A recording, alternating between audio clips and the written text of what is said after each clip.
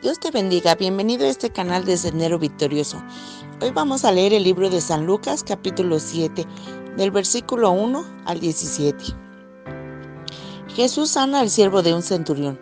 Después de que hubo terminado todas sus palabras al pueblo que le oía, entró en Capernaum, y el siervo de un centurión, a quien éste quería mucho, estaba enfermo y a punto de morir. Cuando el centurión oyó hablar de Jesús, le envió unos ancianos de los judíos, rogándole que viniese y sanase a su siervo. Y ellos vinieron a Jesús y le rogaron con solicitud, diciéndole: «Es digno de que le concedas esto, porque ama a nuestra nación y nos edificó una sinagoga». Y Jesús fue con ellos, pero cuando ya no estaban lejos de la casa del centurión, envió a él unos amigos diciéndole: «Señor, no te molestes, pues no soy digno de que entres bajo mi techo, por lo que ni aún me tuve por digno de venir a ti, pero di la palabra y mi siervo será sano, porque también yo soy hombre puesto bajo autoridad y tengo soldados bajo mis órdenes, y digo a este ve y va, y al otro ven y viene, y a mi siervo haz esto y lo hace».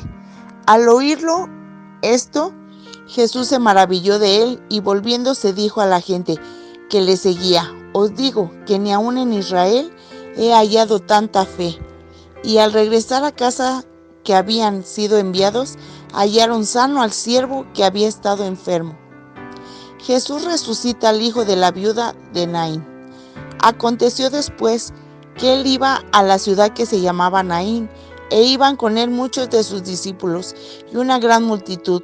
Cuando llegó cerca de la puerta de la ciudad, he aquí que llevaban a enterrar a un difunto, hijo único de su madre, la cual era viuda, y había con ella mucha gente de la ciudad. Y cuando el Señor la vio, se compadeció de ella y le dijo: «No llores». Y acercándose tocó el féretro, y los que lo llevaban se detuvieron, y dijo: «Joven, a ti te digo, levántate». Entonces se incorporó el que había muerto y comenzó a hablar, y dio a su madre. Todos tuvieron miedo y glorificaban a Dios diciendo: «Un gran profeta se ha levantado entre nosotros, y Dios ha visitado a su pueblo». Y se extendió la fama de él por toda Judea y por toda la región de alrededor. La palabra habla de un siervo de un centurión a quien quería mucho, y estaba enfermo, tanto al punto de morir. Pero el centurión oyó hablar de Jesús, había oído de sus maravillas, de sus grandezas, de cómo levantaba a los muertos, de cómo los enfermos eran sanados y a los ciegos era devuelta la vista, y reconocía que solo Jesús de Nazaret tenía el poder para obrar en la vida de su siervo. Y mandó a unos ancianos judíos a buscarle, rogándole que viniesen a sanar a su siervo, que tuviera misericordia de él. Y los judíos llegaron con Jesús rogándole, diciéndole: «Es digno de que le concedas esto, porque ama a nuestra nación y nos edificó una sinagoga». Pero cuando ya no estaban los judíos, el centurión envió a él a unos amigos, diciéndole: «Señor, no te molestes, pues no soy digno de que entres bajo mi techo, por lo que ni aún me tuve por digno de venir a ti». Los judíos pensaban que por lo que había hecho el centurión era digno de recibir lo que le pedía al Señor Jesucristo. Pero el centurión se humilló delante de él, pidiéndole que no se molestara por lo que había dicho los judíos, pues que ni aun él se sentía digno de presentarse delante de él, ni que entrare bajo su techo, pero sabía que él era misericordioso. Dijo el centurión: «Pero di la palabra y mi siervo será sano».